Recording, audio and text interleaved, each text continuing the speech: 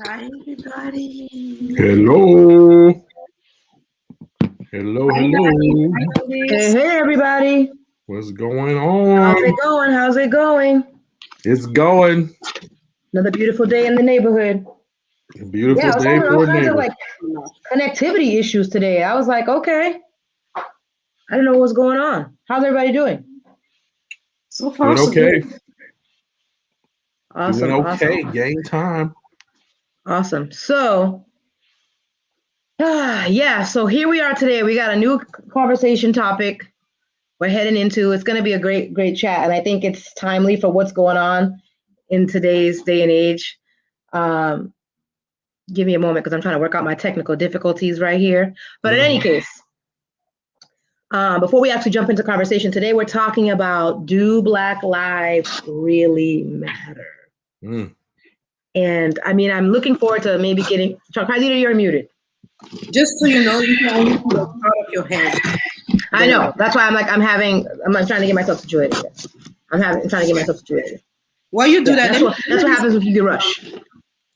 while you do that, let me just ask Dondi, like, what Okay. was your thought when you saw the subject this week? So this topic goes in a lot of different directions.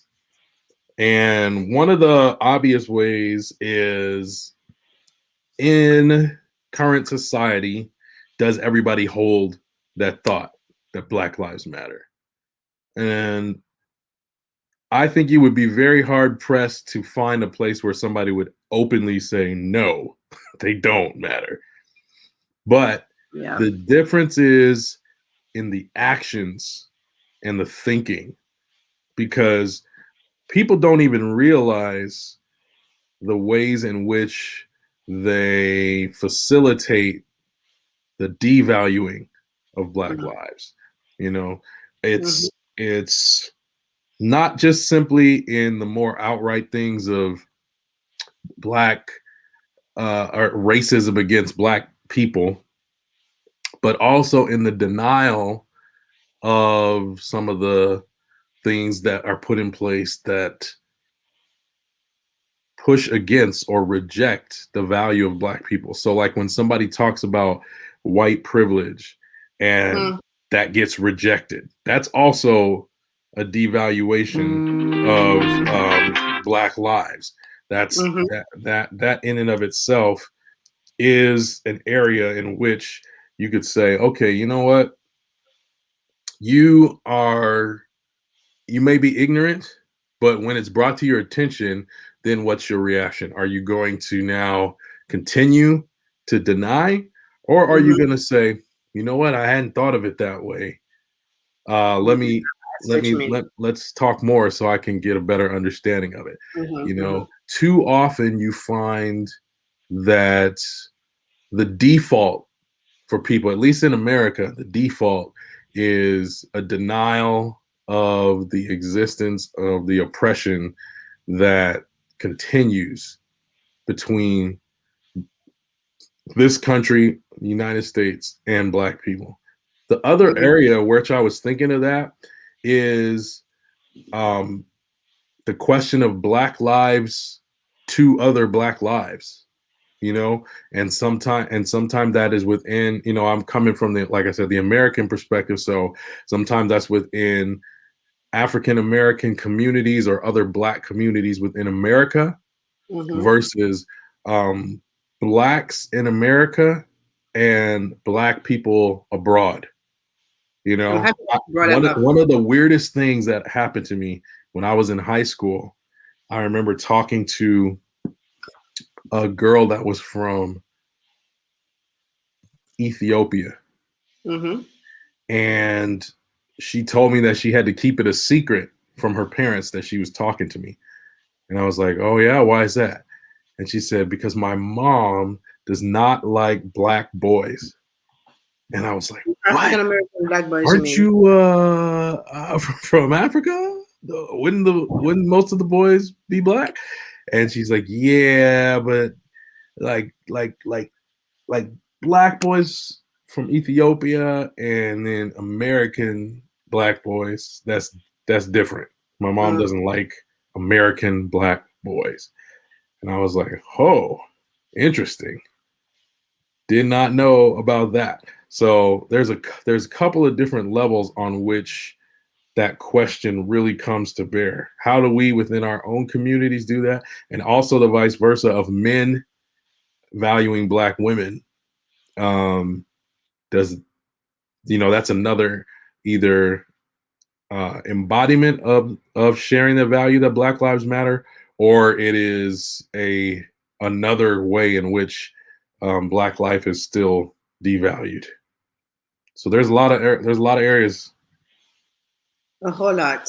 And I think interesting that you brought that African perspective up, because that's one of the things that I realized and that I want to talk about. And just for those who will be watching this later, this conversation today is going to be like a part one of maybe 2 or 3, because this is like a deep subject. Like, too bad we just have no one really watching at this point. And I think that's more on me, because I didn't like set up the Canva and announcement about this conversation earlier than 15 minutes ago. But what I wanted to say is that for me, as first of all, an African Black person who has traveled, like, in Africa, Europe, and the US, I've seen like a different ways of the ways that Black people are treated in those different areas, from non-Black people, but also within the Black community. It's like there is like a hierarchy of like which Black lives matters more. If like, and right now American is on top and Africa is somewhere down in the at the bottom, and that really like talks to me, especially in the sense where, like, even within our communities as African, we don't see African American Black Americans as really being like African people. And people from West Indies don't see African the same way. So there is that like kind of like micro racism that doesn't really say its own name within us as Black people. If you are a light person, if you are darker, and all those leaders, like, your nuances that already exist. Then now you bring it up to Black people versus non-Black people. And what has me personally shocked me is how the world reacted to Black men being killed by the police versus Africa, Black men and women are being killed by the police and military people all year long, but no one talks about it until it happens in the US. So that for me was an interesting, like, social movement to watch happen. Like, people in France, people in Africa were like themselves became like, like advocate for Black Lives Matters from the US, when you guys don't do that for your own brothers and sisters in Africa. So there is so much to talk about in this one conversation that I just want Nadi to come and just talk about, like, because she's the one who had this idea. And I thought this was extremely like interesting.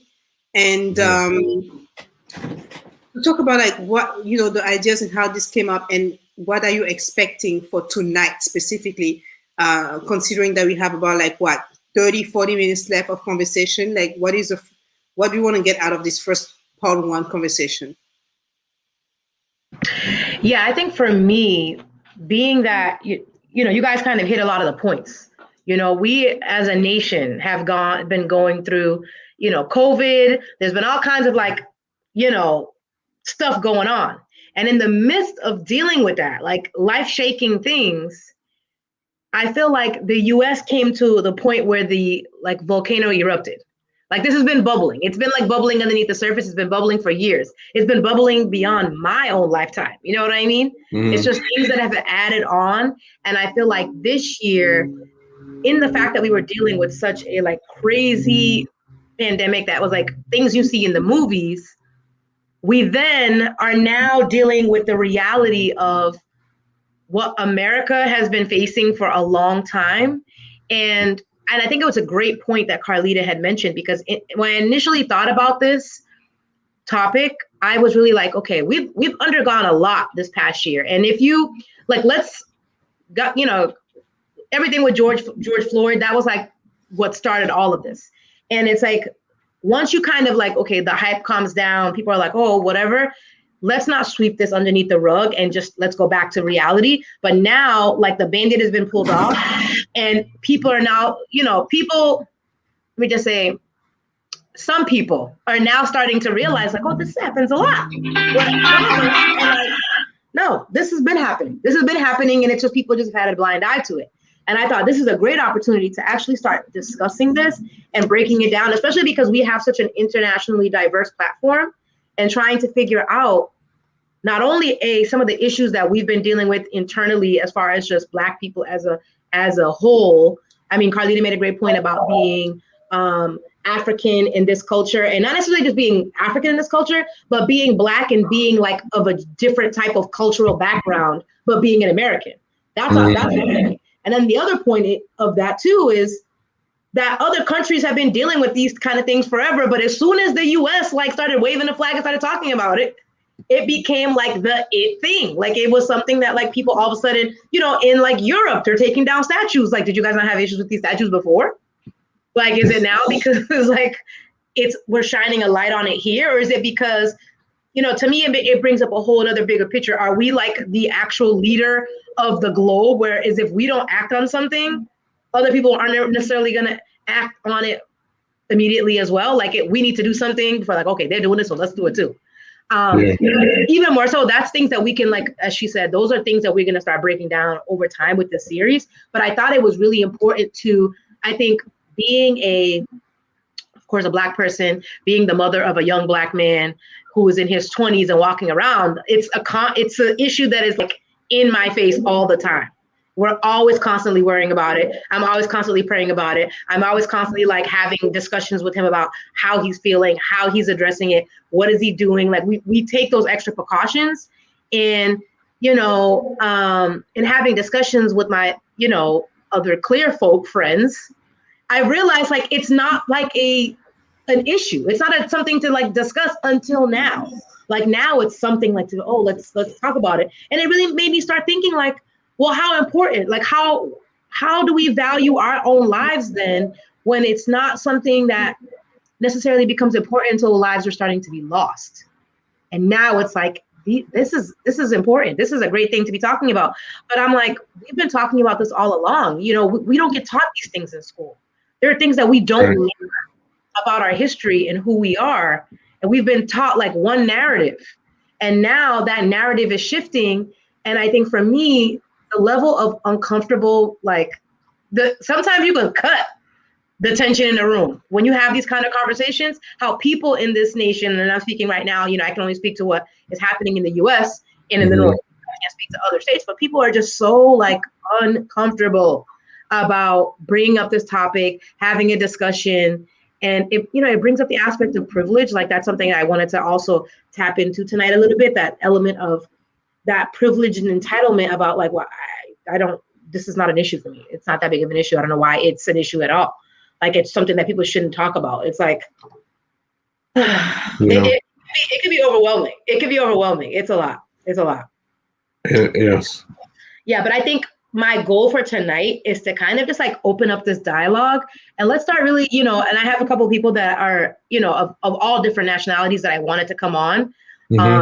As the series goes on, even like the Middle Eastern folks, like, I want to have a dialogue. I want to have a back and forth about like what their views on it, because they're dealing with their own type of issues right now. You know what I mean? Or, they're experiencing that in their countries, but how is this viewed? Like, what is it about Black lives that really cause people to be so cringeworthy about it? And they can't necessarily say like they matter, but no, it's like all lives matter. Yeah, we know that all lives matter. We're talking about particularly Black lives. Why is it so hard for people to acknowledge that their lives are just as important as, oh girl, that, clear folk that lives across the street? Like, I don't understand why it's such a hard thing for people to absorb, but and I can't speak about the West Coast. I've only been there once in my life. You know what I mean? So I can't really talk about that experience, but I can talk about that experience from, living and growing up on the East Coast, both North and South. Like, it's a different vibe. Yeah. I mean, And there's the narratives are stronger than the reality. You know, Listen, let's just put let's be put real. start, Let's just be real start about it. with Yep. that, man. And the thing that really got me thinking about that was I have some friends that I've been friends with since I was in high school. Mm-hmm. But you know, you don't really know, you know, everybody's environment, and plus as they grow up, that's you know, probably starting from high school forward, maybe a little earlier, maybe a little bit, or maybe middle school, but really like high school on, that's when you're really kind of starting to form your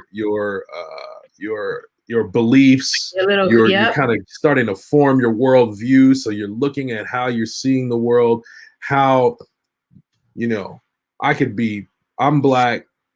My friend over here is Latinx. Another friend is white. We see the same situation and we process it differently because of our background, because of what our view of these things have been growing up, how our parents, how our families have talked about it, right? How those conversations happen in our own spaces shapes and forms how we think about them moving forward. And then as you're growing up, you know, you solidify and whatever. The thing that really got me, like I remember one incident. So this was like Kaepernick was like the beginning of them starting to bring attention to him. I was gonna bring it up, but I was like, right? Okay, let's go there. Yeah. So we got a chance. 49ers, he was playing for the San Francisco 49ers. That was my favorite team because I'm from the Bay Area. Back in the day. And so we went to go see this game. And I was actually almost more than I wanted to see the game. I wanted to be there for the national anthem to see what was the reaction going to be, you know? And so I'm rushing my kids and my wife, like, all right, we got to get in there. They're about to do the national anthem. And, you know, I want to see, okay, so I want to see this dude kneeling and I want to see the reaction. Oh, you were there for the pivotal moment. Oh, it was a pivotal moment. Let me tell you, because this game was in San Diego, which is a huge military presence in San Diego. It's a big base, military base out there. And so in that, you got tons of people there. And like I said, the narrative is stronger than the reality. The narrative then was, yo, there has been this is disrespect to the military.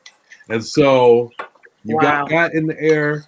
Just the falsehoods. All the falsehoods, right? So I'm trying to, you know, vlog. I'm doing my vlog. Hey, Janaba. Hello. I got my you know, I'm doing my social media thing, doing the blogs or whatever. Yo, we with the family, we having a game. Soon as this dude comes on the field, boos, just heavy. Right off the bat. Right off the bat. He just coming on to play. And so, you know, I'm hearing him. He goes, first play, drive down, touchdown, scores. And I'm loving it. All the other black people in the audience are loving it. And then everybody, and it makes it so much sweeter because everybody's booing. But it's like, look, you're trying to hate on him, but you can't hate on his success that you're seeing right before you. You can't, it's undeniable. But the thing that got me is when I posted the video on my Facebook later, one of my friends, been friends for years. Here we go. Comes up. Oh my goodness, Kaepernick, blah, blah, blah, blah, da, da, da, da. Started all this stuff. Then other people are, you know, other friends are jumping in and they're having their conversations. And it gets to the point where they're calling my friend a white supremacist, closet white. And I have to be like, okay, just a reminder, this is my actual friend. This is not some random person from Facebook. Right. It's not some guy, right. You know, but you see, in that moment, my friend's viewpoint became real. And I was like, oh, dang, all these folks that I've seen online thinking I'm like, man, you're out of your mind. You're crazy, racist, da-da. I got my own friend that's like this. Exactly. And it happens. It happens. And you continue to just see like people saying little things and how they take, you know, their little They're little interjections about something. You're like, oh, Those little it's the microaggressions. It's Yes. those little, yep, that's exactly what it is. yeah. And so you really begin to see that, oh man, this is not about just sensibility. This is about you really don't understand. Or if you do, you really are conditioned to the point where you think your perspective is normal and it's not a racist perspective. Exactly. That right there. Crazy, right? Because they will swear you up and down. I'm not racist. This is not That's about not racist. This is practical. It's not racist. I'm You're just- like, black friend. yeah. Oh my God. Yeah. So let's you know. I have a whatever. I know you go there. Yeah. My token version of whatever the issue is, and now I'm therefore disqualified from being what you're calling me. Exactly. Oh my God. Because I have this sliver of experience. Yeah. That's like me saying, you know, there's no way that I could be male chauvinist. I've got a wife. I've got a mom. Daughters. I've got a mom. Yeah, I've got a mom.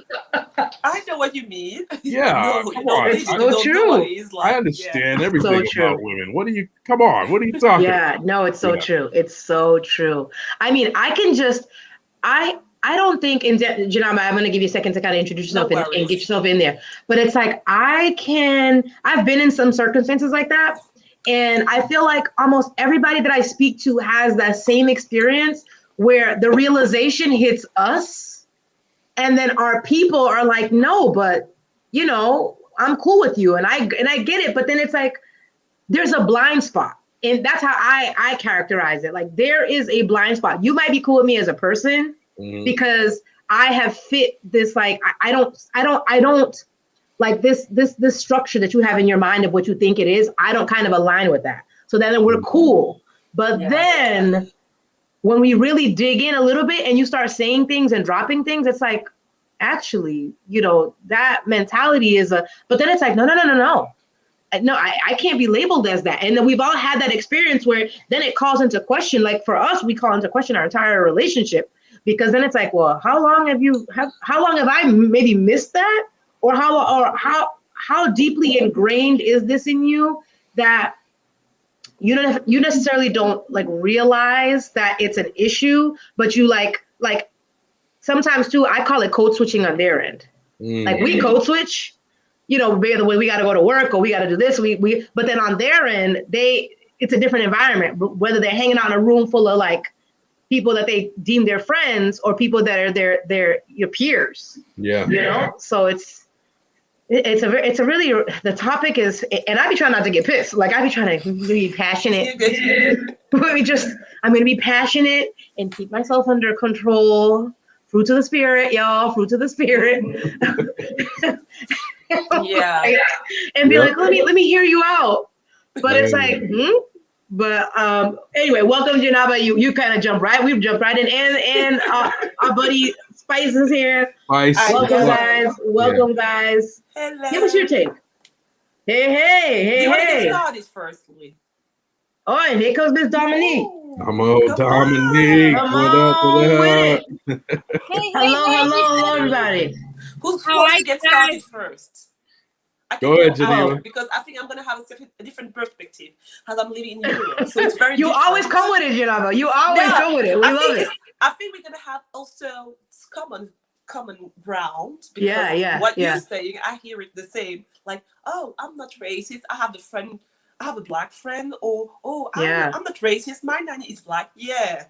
Yeah. However, No, you definitely. are- I would love to hear your experience about it. Carlita was talking a little bit before you came on Okay. about like the international element of it and how her Yeah. experience, how she saw people in other countries quickly jumping to the defense of what was happening in the US when things are kind of going on in their own country So that they're not dealing with. So yeah, give us your insight. So I arrived in France when I was about 17 or so.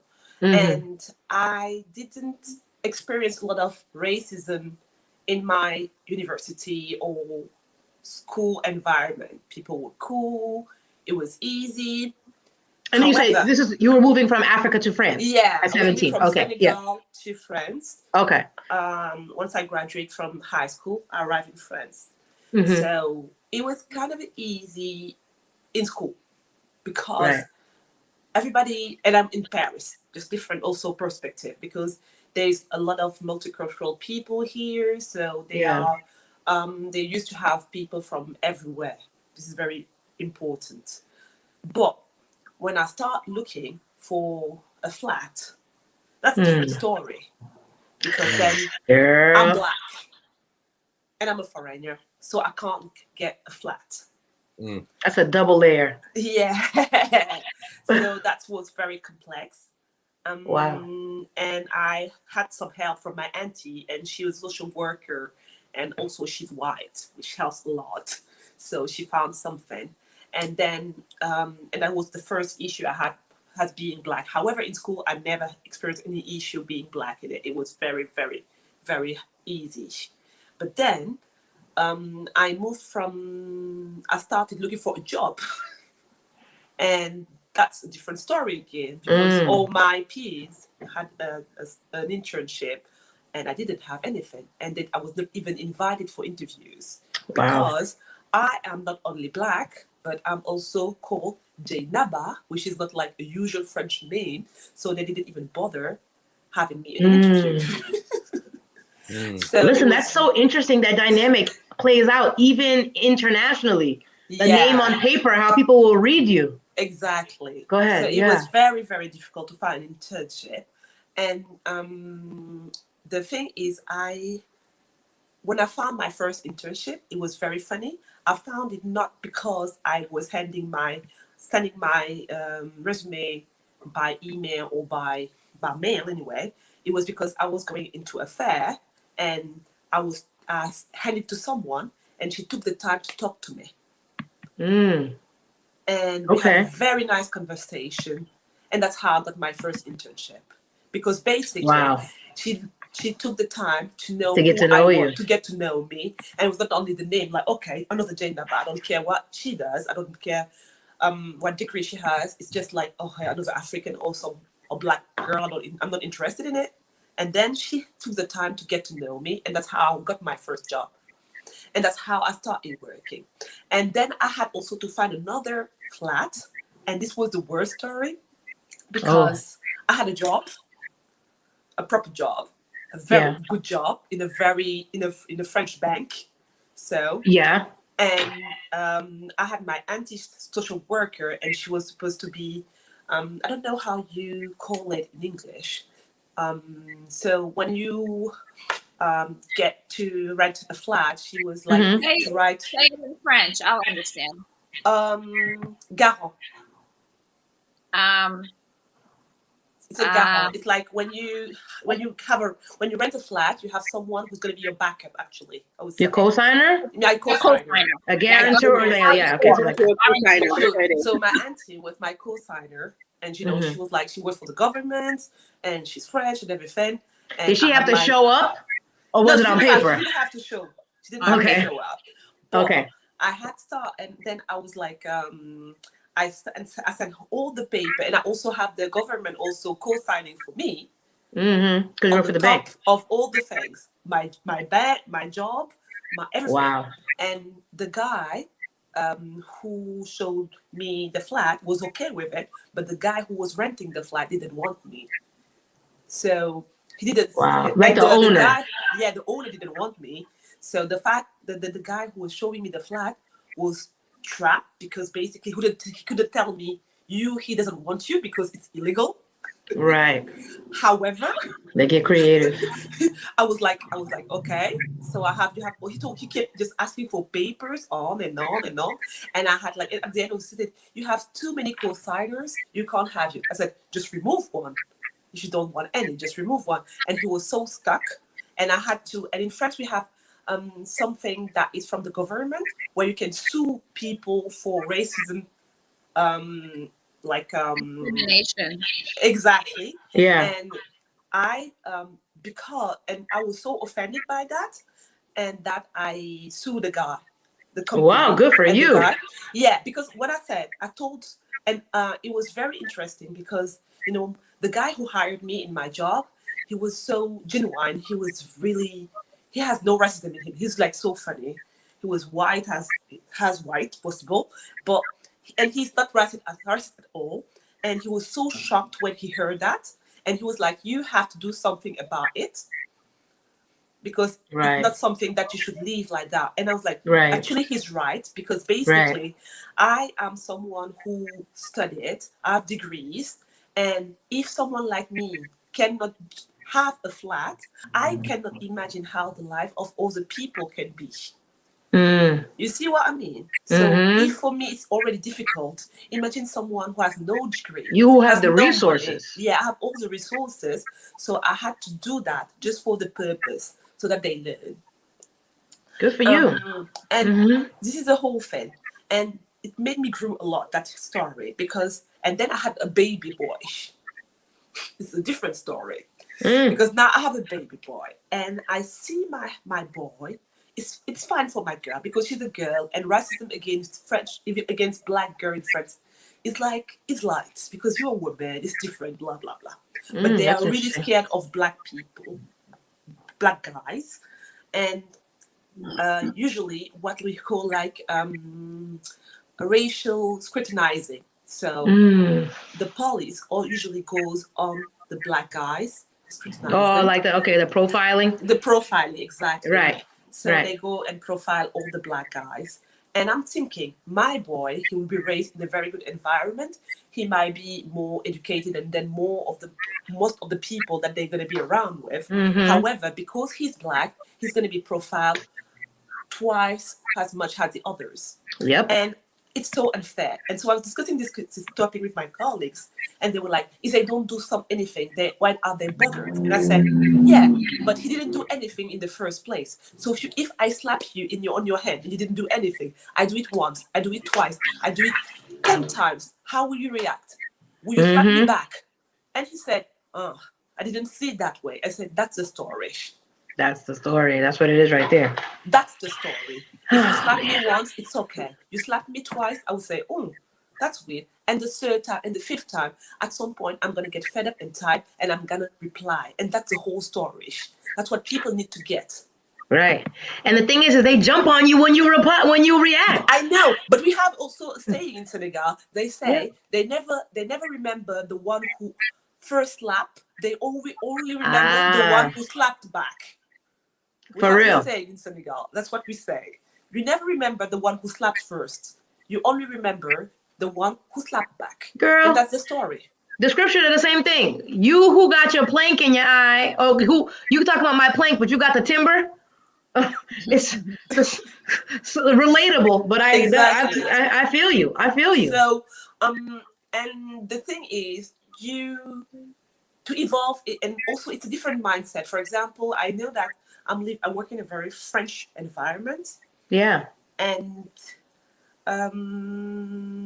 it's funny because I'm a really laid back person. I don't know whether it's my culture, because I was raised in Senegal, but I can be rigorous, and at the same time, I'm very, I would say, smiley and friendly. But that's the way I was raised, and I'm supposed to be doing both.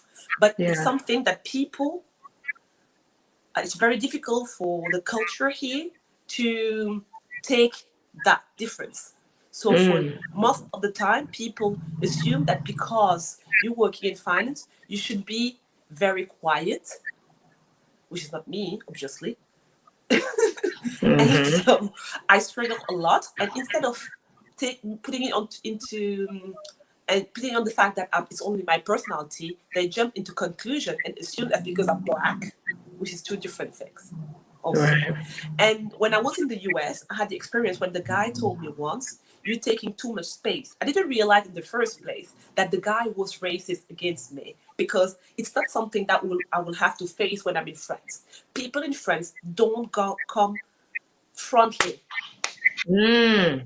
So it's like they will never. Unspoken. No, they will do it in your back. They won't say anything, but they won't tell you in front of you.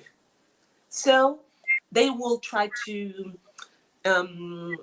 not to be in the same place as where you are and stuff like that, but they won't go against you. Never. They will try to avoid as much as possible. But that was where in the US? I don't mean to interrupt. Where in the US did you? Where in the US? Houston. Houston. Oh, Houston. Yeah. Okay. So and Sounds about right. Okay. it was so funny. So the guy Texas, was yeah. very, very racist to me, and I never realized he was being racist actually, because It I didn't was dawn like, on you. no, he was. I just realized a few months ago. I was like, actually, the guy was racist, but it was years ago. But I didn't realize it because I think maybe You can still get mad now. It's all right. It's right. You can but still it's feel fine. it. I don't really care because basically he would have thought that this girl is really weird. But I'm like, but actually I was like, because I was, and someone also told me that when I was in Senegal, a friend of mine was raised here in France. He told me you were very confident about your blackness. Yeah, I'm black and I'm so proud of being black. I don't care what other people think. And I'm black, proud, and I'm intelligent, and I'm very happy about myself. I don't need anybody to tell me that I'm I'm not expecting anybody to tell me differently anyway. If you think so, I don't care. So the fact that this guy was trying to push me down, I didn't even care. I didn't even realize he was trying to do it. Just to push a little bit more on that, Gina. But the thing is, like, I think like being raised in Africa, like we don't have that issue of black versus white. You see what I mean? So we are black and we know that we're black. We don't need to prove anything against anything to anybody. So it's a whole different mindset versus like Black American in the US. And we're that's true. Who grew up in that culture of slavery that like stick into their mind. Yeah. Different, like, you know, like perspective. That's so true, because basically and I think that the guy didn't realize that with me, and he was trying to use the same stigma that he has in the US, and I didn't realize it at the time. Right. And you're like oblivious, like, oh wow, okay, thanks. Exactly. All right. Exactly. I was like, oh God. What else? He's probably driving him up the wall. It was so funny because, and you know what, where the culture is different, because there was an English person and a French white person as well at the same time for this training. And we're so close because we didn't match the culture in the US. It's like we're coming from the same ground. That was so funny. Man, that's so interesting. Funny. And people hated us anyway. They hated us. You know, it's an experience, especially for people coming in. Like, that's one of the different segments that we'll talk about in this series, is people coming in from overseas and having to step into this. Yeah. And it's a brand new experience. And like how, you know, in graduate school, I ran into that a lot with people from different countries, not really. And I had to like pull people aside and be like, listen, this is what's happening, because they're not really like catching on. And it's like, but I can see why. Like, if that's not something that, you know, it's not as overt to you. And even in Boston, I mean, I live in Boston. I mean, in Massachusetts, Northeast. Even here, it's not as overt as like the South or Texas or, you know, places like that, where they will clearly tell you, you don't belong. You know what I mean? Yeah. So that, down the line in this series, we're going to kind of definitely talk about like that international like experience and how that helps shape, inform, you know, people's thought processes about being Black in America. And, you know, and I have a couple people that I want to talk about being Black in America, but then leaving America to go somewhere else and having to like experience that shift. That's interesting as well. But I mean, I want to give everybody else a chance that have just come on. Spice, Dominique, welcome. I'm gonna let Dominique talk, because I'm gonna let Dominique talk. Oh, he's coming with the fire. That's Dominique. So we've just been chatting so far about just, you know, Black lives in general mattering in this country, and kind of giving our own dynamic about it, and just about how this is going to be like, we have to break it down in segments, because this is too much to talk about in one session. But like, what's your take on the topic today? I mean, for me, because my parents are from another country, so I grew up with a different perspective until I went to school. Haiti, yeah. Haiti. Yeah, I knew it since day. I was gonna ask you, is it Haiti? Good, keep going. Yeah. Yes. And so so when I similar to Janaba's experience at home, they give you value, and it has nothing to do with the color of your skin. Your value is, you know, is who you are, what's inside. So I came from a background where I came out the gate valuable, right? And so then when I started going to private schools, there was that, you know, as a kid, that separation between colorism. But I didn't really know, I don't think I really knew until about fourth grade. And I remember my first experience being with the teacher. And I scored higher than my counterpart. And my teacher refused to give me credit and refused to acknowledge my achievement. And I couldn't understand it because I had 100, plus I got the extra credit, right? So I had like 105, and would not celebrate my achievement and just focused on this other child and kept saying, you know, it's okay. You did your personal best. You did your personal best. Don't look at her stuff. Don't look at her stuff. And at that, I was like, what does this mean? And it wasn't until like 6th grade when my memory went back to that. And I was like, wow, what was the difference between us? And I realized the difference was what made the difference. And so in the treatment. And so I'm from Boston, originally born and raised. And, you know, I think that in Boston, it's a little covert, like you said. I don't think it's in your face so much because Boston is such an intellectual city. Yeah. An academic bubble, girl. An Same academic as bubble. Paris, though.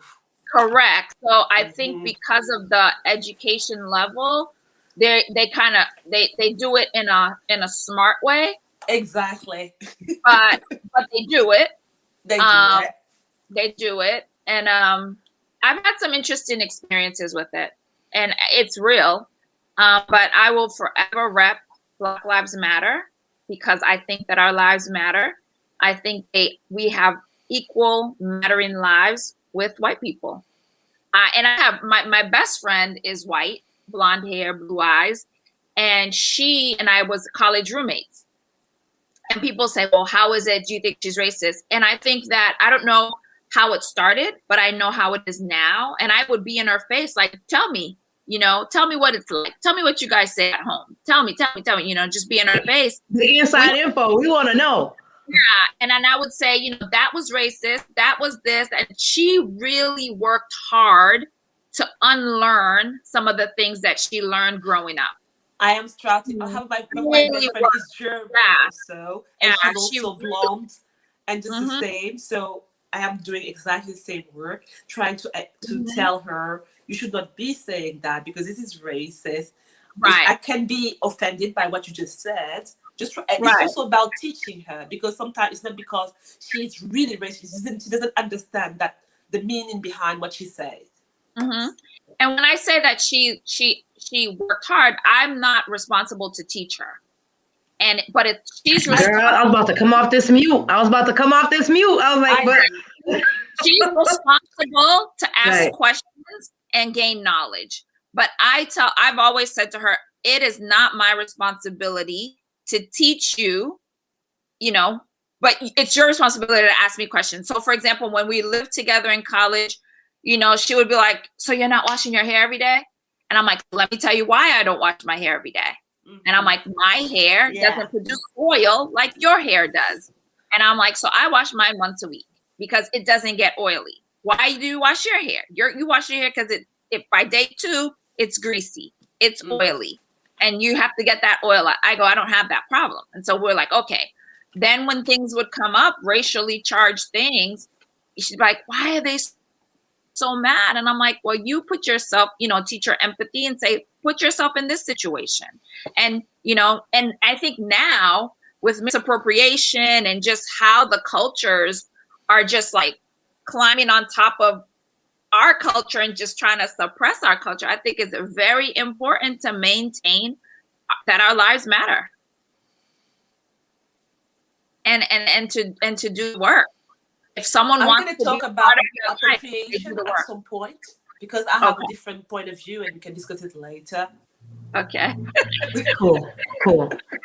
No, that's a great point. It's a great point. You bring up that another aspect of this series. Yeah. You know, our friends on the journey and the patience that we have to teach and educate and understanding the different sides of the spectrum. The folks that are like, I'm not going to teach you how to do that because it ain't my job to do it. But then people like you were saying, your friend who are naturally curious and inquisitive, but don't come across as ignorant with the question. Because it could have been a whole nother thing, like, so you don't wash your hair? Because No, you know what I mean? So like she was. And then now we both have kids. Like I have my daughter, she has her 3 boys, and we intentionally get our kids together. We intentionally make sure we pay attention to what does the birthday party look like? Is it a rainbow? Right. Is it the world that I want? I don't want an all black world because we don't live in an all black world. I don't want an all white world because we don't live in an all white world. You know, so we're intentional about going on vacation with each other so that our kids aren't going to be around, like her kids aren't going to be around black people like, what is that? And then my kid is not going to be around white people like, what is that? That they grow up accustomed to, you know, interacting and living together. That's the world I want to see. Interesting what you're saying because that's the world I want to see. So I do the work. My daughter, you know, we went into a hair salon where they do hair just for black girls, little black girls. So it's a very nice place where they have dolls and things that they play with and all sorts of stuff. And I asked, there were no blondie dolls in there. And the girl said, like, because we don't have one of them here. I was like, but I was kind of like taken aback because basically for me, my daughter, she has a lot of black dolls here, but I also want her to have white dolls because I want her to know the world is like a mixed. Yeah. So, and I'm really not into building a world where my daughter will live only around black people. That's not what I want. Right. I want her to be able to live in an environment where she will be black and proud. Whether she's going to be surrounded by any other culture, but she can show her own culture and be herself. That's what I want. Right. No, I totally get that. I think, you know, you see that often. And I think at the end of the day, it becomes representation. You know, some of these salons, and because it's always been one side of the spectrum, people are going to go all the way to the right or to the left.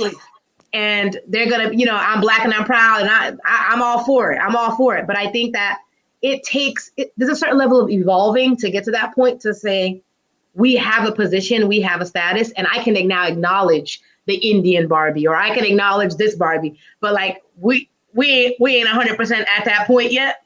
I guess it's, you know, work. But welcome, Junior. Thank you for joining us. Good to see you. We haven't seen you in a little bit. Yeah, hi, everybody. Let's get Spice, get some word in, and then we have Junior. You can drop your 4-on-1 about the topic. I know Spice is ready. Yeah. Hello. Yeah, Junior. Wait 1 second, man. How you doing, bro? Yeah, I'm great. How are you? Oh man, I think I'm gonna ruffle some feather. You see this shirt right here? It's I already knew. I saw it. I was like, yo, he got his Black Africa shirt on. He ain't messing around. Nice. Oh man. Do Black Lives Matter in America? No, Black lives don't matter in America. And I just go straight there. Black lives do not matter. Black lives never matter, and Black lives will never matter in America. Now, I don't live in the la la land. I am not delusional. I see. I here's the thing. Black lives never matter in America, and it's been proven over the past 500 years. Black lives never matter. Collective sigh. Yeah, so Black lives never mattered, and it's been proven time after time after time again. And it's so funny because we're in 2021 right now. Actually, you know what's really funny? I really thank Trump for doing what he did, because he really awakened the delusion that America thought it was into. America thought that, well, most of the people in America thought that the U.S. was progressive. That society, we were all here kumbayaing with each other. Exactly. A lot of people thought that we are in a place where now, Black people can live around white people, and white people can live around Black people and other ethnicity. Okay, and then with the recent presidencies, we have seen some kind of like divisions, right, politically. But with this one, it was clear, like a line where people just had to take a stand. Okay, so do Black Lives Matter? No, they don't. They don't, because when you look at the system that is in place, Black people are at the bottom of the totem pole. Wherever you are in the US, if you look at the condition of Black people, they are at the bottom of the totem pole. If you go into the school where in the cities, I grew up in the DC area. I'm a DC kid. Okay, I grew up in the DCPS, straight up. We had zero resources when it came to college preparedness. We had limited resources to have access to universities, and even like good universities or bad, whatever, just good like universities. Period. We didn't have enough preparedness. The curriculum was weak. Kids that came out of the DCPS tended to fail when they were going into university because the school didn't prepare us. But it wasn't a situation that was just limited to the DCPS. If you wanted Philly, you went to New Jersey, you went everyone on the East Coast, even in Boston, you guys had it good. But even if you went into your school system where there was predominantly Black kids in the inner city, our school system are whack from the top of the East to all the way to South Florida. Even if you go on the other side, the Latinx and the Black community, we always had the lack of resources in our community. Do Black Lives Matter? No, because they make sure they miseducate us first before they send us into the world. Because when we're miseducated, guess what's gonna happen? We're not gonna have the high-paying job. First of all, we're not even gonna know ourselves. Black Americans don't know their history. Identity. Yep. That's why Black Americans don't know their history. They don't know who they are, because they did a great job making sure that Black America don't know that its history. I went to the DCPS. I came from Africa, but I never learned anything about. I've never seen a Black person in my history book that was putting up out there and say, "Oh, these are some of the great inventors that we've had here that were Black Americans." Other than in February when it was Black History Month. Black History Month, and Black History Month usually was taught to you by white teachers that make sure that they make it look nice and clean, and everything is anyway. So do Black Lives Matter? No, Black Lives don't matter because just to be honest, man, Black people always trying to be inclusive in everything we do. Yeah. But nobody's inclusive to Black people. Now, True. I grew up in the hood. So in the hood, what do you have? Every block you got a liquor store and a carry out. Liquor store, carry out. Who owns a liquor store? The Indians. Who own the carry out? The Asians. I was gonna say Who owns the laundromat? The Asians. So now you look at it, you're like, man, we go to the public school system that don't basically want us to be really prepared for the real world. Right. We come into our community and everything around us is not owned by us.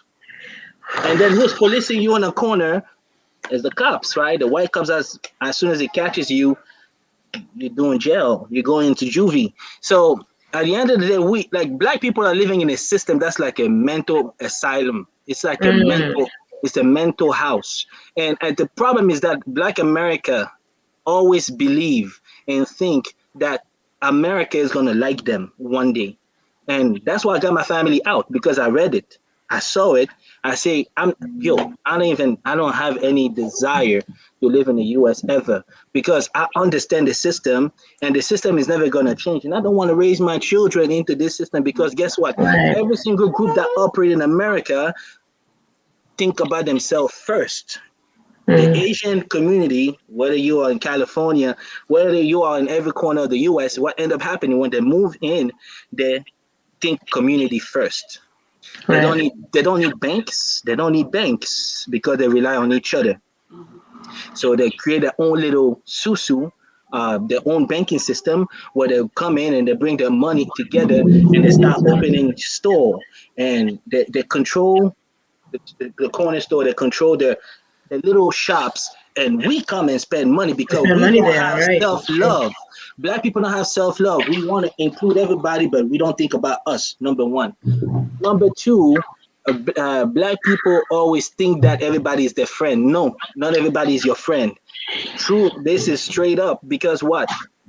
I remember when I used to go to the hair store. I told you about black people in America because it's different. We're talking about black life in America, but I just started in America because I was talking He's like, I'm about. starting there. No, this is just the beginning. No, I know. You're just scratching the surface with I'm it. just trying to make sure because he said that they are always friends and blah blah blah. It's different when you are in Africa, so I'm just like trying to understand. We're gonna go there. We're gonna go there. So here's the thing. I walk into the liquor store. The person follow you in the back. You think that's your friend? No, that's not your friend. Even though you might be the good person, they already stigmatize you because you're a black person. Period. That's it. Because to a lot of people that are not black means violence. But when you look at history, who was the most violent to black people? Right. Black people have not been violent ever, but the rhetoric and the narrative has been that black is violent, black is uneducated, black is evil. When it's the opposite, right? So usually that is a response. It's a reaction to whatever they've been, dealing with. Yeah. Whatever that reaction is, then is what we talked about earlier. It becomes the narrative. Like that's what people are. That's how they label people. Sadly. No, but what do you mean that it is whatever? I don't speak straight. Don't speak code. What do you mean? What did you mean? Well, what I'm saying is it's a response to whatever years of slavery or indentured servitude, whatever it is that black people have endured in this country. When they react to that behavior, to that type of treatment, then that's what's being highlighted. Oh, look at the way that you act. But it's not necessarily their. But you know what? That is the funniest thing ever. Because we are here sitting, but if black people were to react to whatever happened to black people, America should be burning. America should be burning right now. Every single day, America should be burning. So at the end of the day, black people have never reacted. When you think about it, it's the rhetoric that has been put in our head. We innately have absorbed that. Us even showing some kind of anger or emotion is like, give them the right to say, yes, you're right, you're violent. But black people, when you look in this country, black people are the most non-violent group ever. Yeah. Don't isolate cases of the inner city violence. The inner city violence is basically, it's kind of like the pill that they give us to self-destruct. The red and blue. Yeah.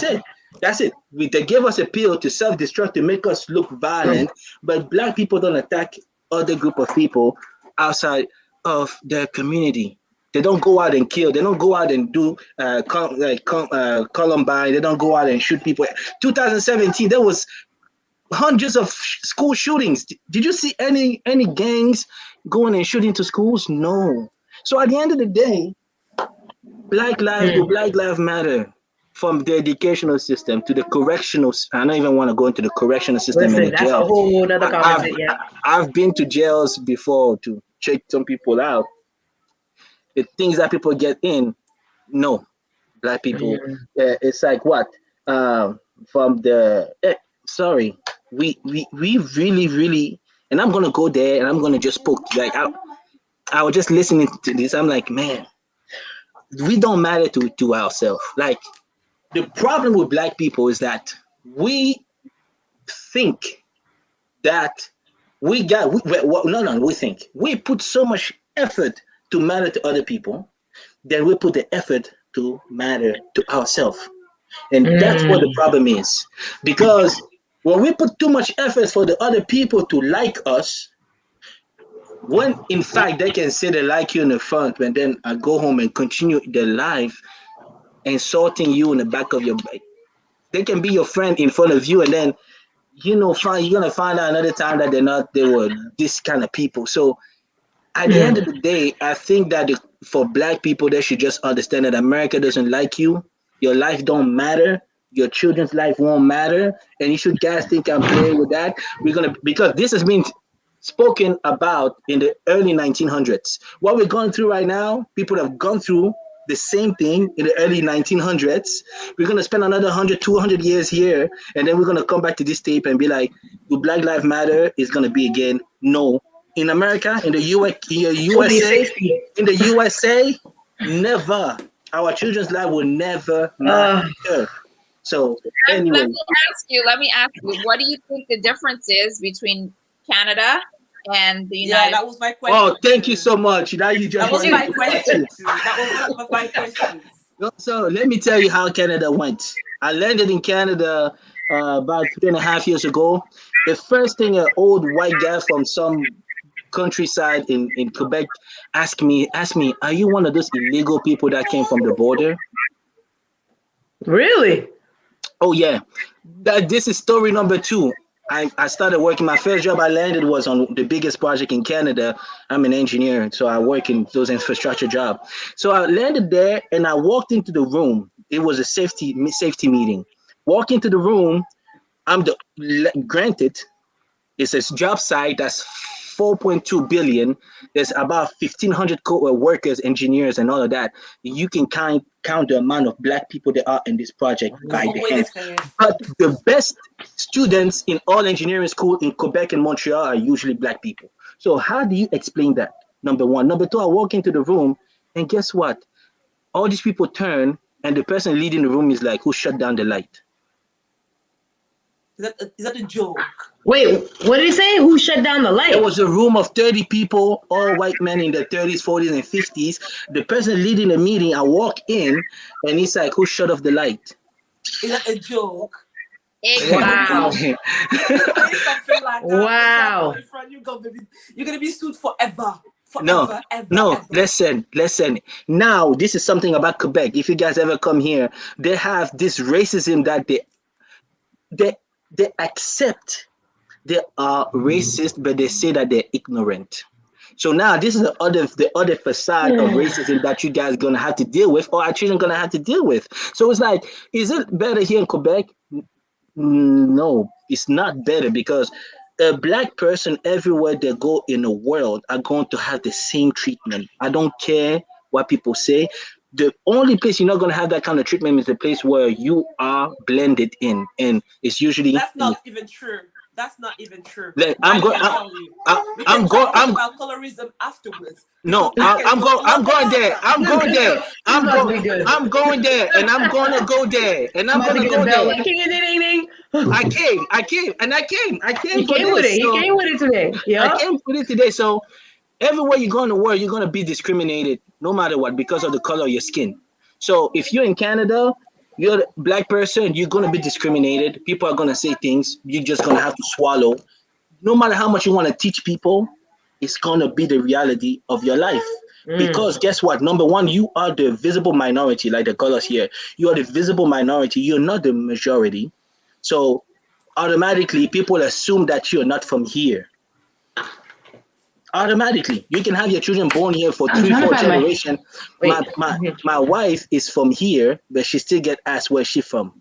So it doesn't matter how long you're like. Just Dominique knows. It doesn't matter how long you're here. I visit Montreal since I was probably started going to Montreal since I was 8 years old. So I've been going to Montreal my whole life. My cousins are in Repentigny, Laval. Like my family's all over. So I go and I know we've experienced racism, but it's subtle. And that's why I say they call it ignorance. And I find the way that my cousins get around it is they have to sound their French has to be a little bit more fishy, and it's really strange and bizarre. Really? That's bougie French France, like France French. They got a very French. They got to sound Quebecer. You got to sound Quebecer to be accepted.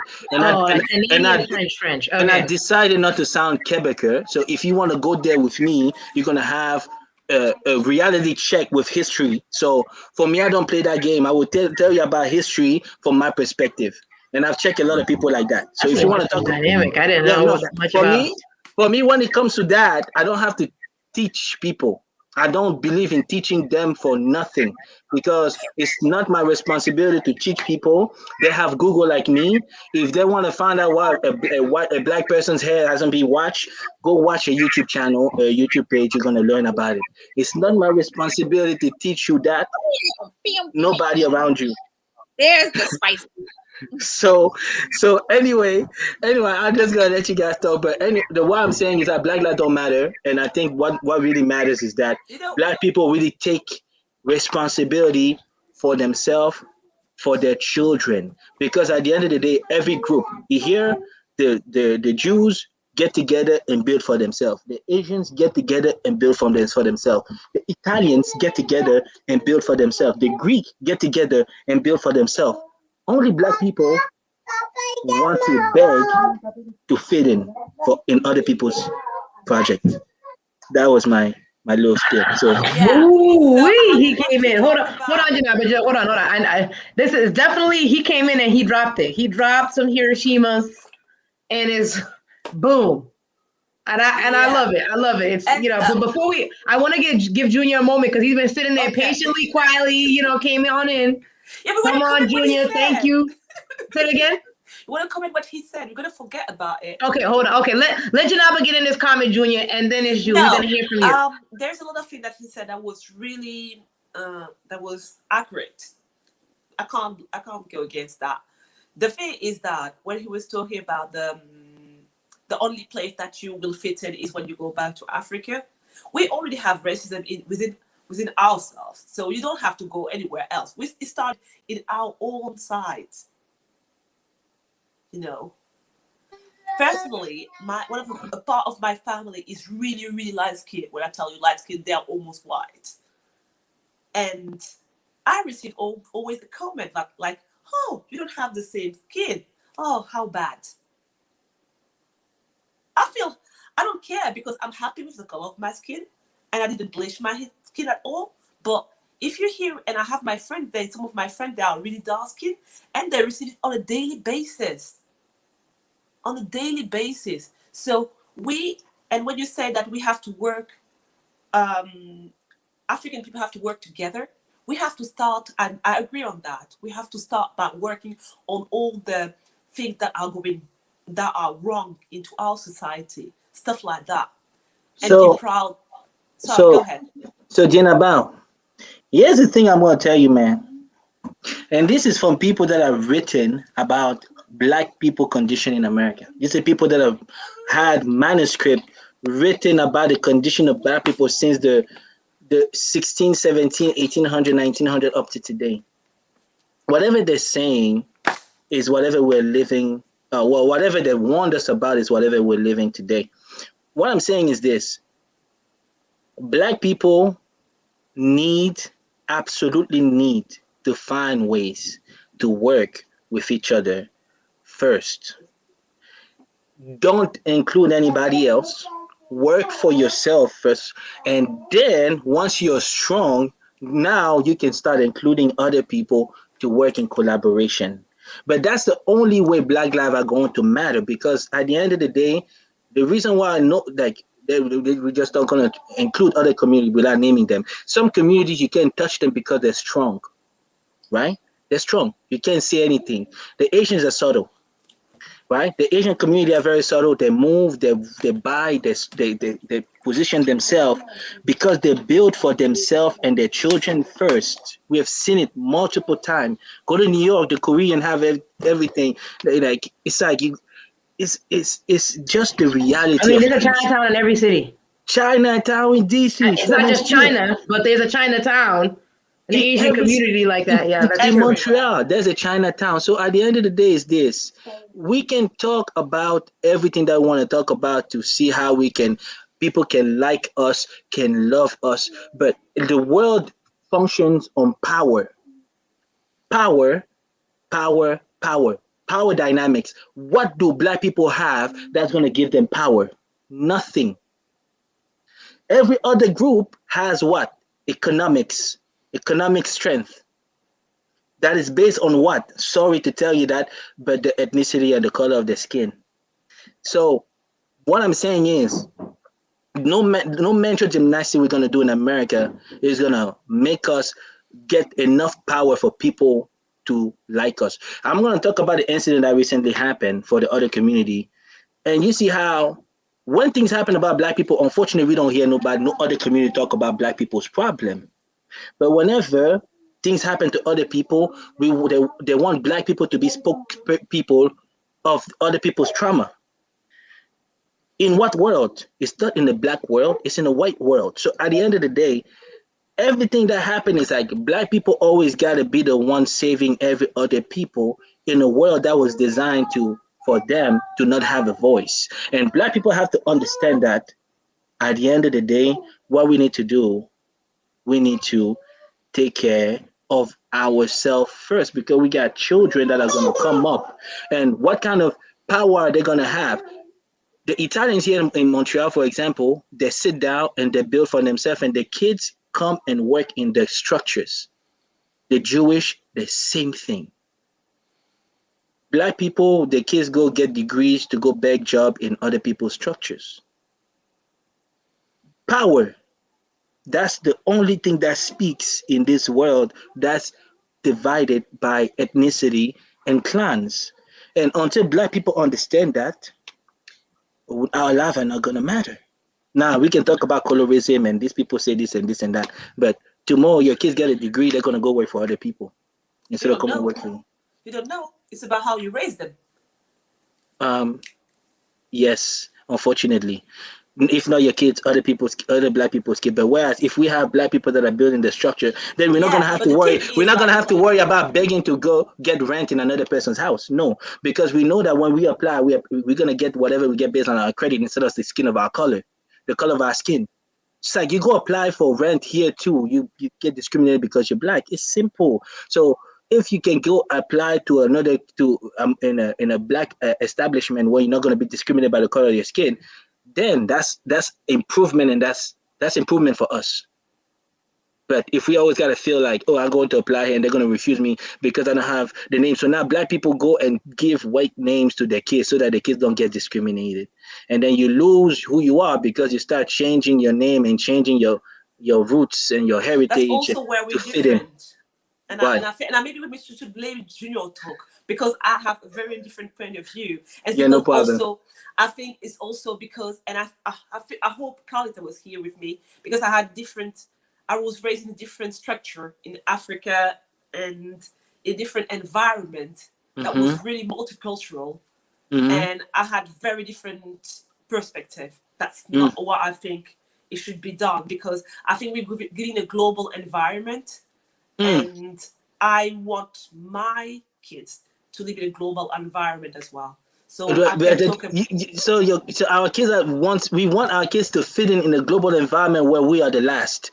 That's the part I don't understand. It's not, I don't want them to be the last. I want them to be the first. It's not I'm teaching them. It's not because they are black that they are the last. It's a different perspective. But the thing is that it's what you're teaching them. You're teaching them that they can be the first, but society that they live in is going to always see them at the bottom until they got to prove themselves that they're at the top. Because personally, I don't think I'm the last. I feel I'm the first. And I'm doing my best every day. Me too. We all believe that we're first, but when we walk into a space in a system that sees us as last, no matter if you think you're King Kong at the top, they always see you as top bottom first, and then until you prove yourself to be number one. Whereas other people don't have to prove to be number one. Because you are number one. That's why also it's different, because I'm a woman, so I face it twice. I don't care. Whatever I do, I'm a woman and I'm black, so I have to do it anyways. So I feel different. I am a woman, so I'm working in finance, and I have to show that I'm a woman first. Yeah. And to be fair, I was more discriminated because I was a woman than I has been before I was black. I'm telling you the truth. I'm speaking my own truth. When I was looking, and I was 30 and looking for a job, I didn't get a job because I was black. I didn't get a job because I was a woman. So maybe it's a different perspective, and you don't get it. And if I can't change myself being a different thing, I'm a woman. And absolutely, so it is different. So for me, I have to show that I can do the job, whatever the way is. So my question to you is this, Jenabam, the world that I'm building I want to build for our kids is this. I don't want our kids to live in a world where they're going to have to be discriminated because of, number one, the color of their skin, and number two, because they're women. So, Yeah. which means what we need to do, we need to go back to our roots, because our society deep inside matriarchal societies where we value women. So at the end of the It day, if depends we on go, which society you're talking about. Is that so yeah, different as well? the It's majority not of mine, for ours example. It's not mine, for example.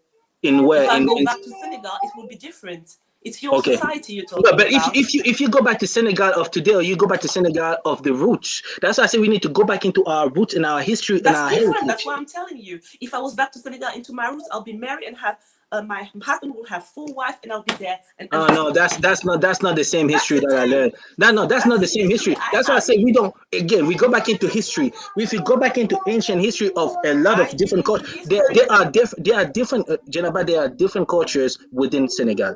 So I've heard different culture. I've heard stories of different culture within Senegal that are matriarchal. Maybe the person was lying, but the person doesn't know their It's history too. matriarchal. It's like maybe the way you put it. However, like Yeah. personally, I don't see myself living in a society where I'll be having a husband with full, and I'll be with full wife, and me being one of them.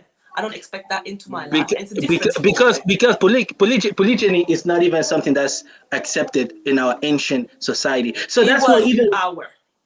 okay, we're not gonna go back into history class. It was in our. Ancient. We're not gonna And go I into was in ancient Senegal. African I history studied the here. Senegal history, and I was in the Senegalese school, and Senegalese learned the history. We're not So gonna it's go into different. ancient African history. So what I'm gonna do Anyway, is that we're gonna so let Junior talk, because we can go into ancient African history and no, we're gonna find it's out. I was gonna and say we gonna have to let Junior have 2 cents yeah, before we come, because sorry. this is gonna be a conversation. We're gonna have to come back to this conversation because this is good. This is what I love, because it's like difference of opinion. But I definitely want to make sure that Junior gets his Yeah, 2 cents in sorry. here, because we be here all we gonna be here all night, and we can't be here all night. Junior, come on off mute. Let us know what you think. Yeah. What is your opinion on it? Yeah, hi. I mean, as far as like black people lives matter, I mean, yeah, I think like black people lives matter. No, I mean, I mean, I came to France when I was 12 years old, so I spent 10 years in France, and I went to Chicago and I spent 2 years and a half, and I came back. Right now I'm in France, but I'm planning to go back to Chicago in 2 months. But I mean, I feel like when I went to Chicago, and this is the strangest thing that happened to me. Um, it was a time that I was in a relationship with like an American girl, an American, a black African American, and I told her that um, I find myself when I came there, and I didn't at that time I didn't know that what I was meaning by saying I find myself is actually that I find my Africanity there. I starting to love myself.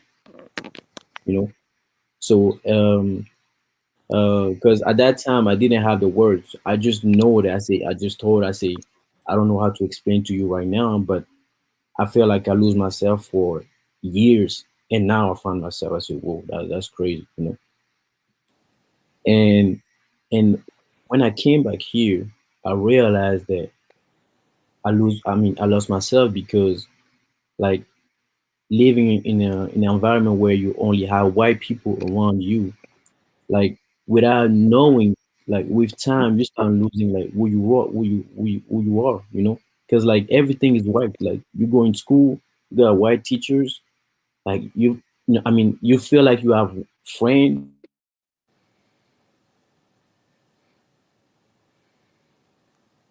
Jude is gone.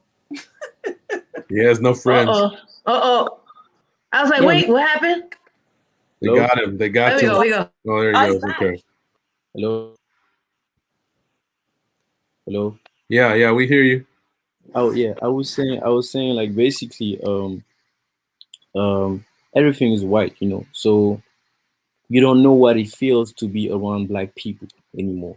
And when you are, and I remember like when I went to Chicago and I had a lot of black people around me, that was weird for me. I was like, man, like this is weird, man. Like I got black It's like people. culture shock. Exactly, and I was It's like, culture whoa. shock. Yeah. Yeah, and I remember like my cousin told me, man, he told me, hey Fred, man, I feel like you got some.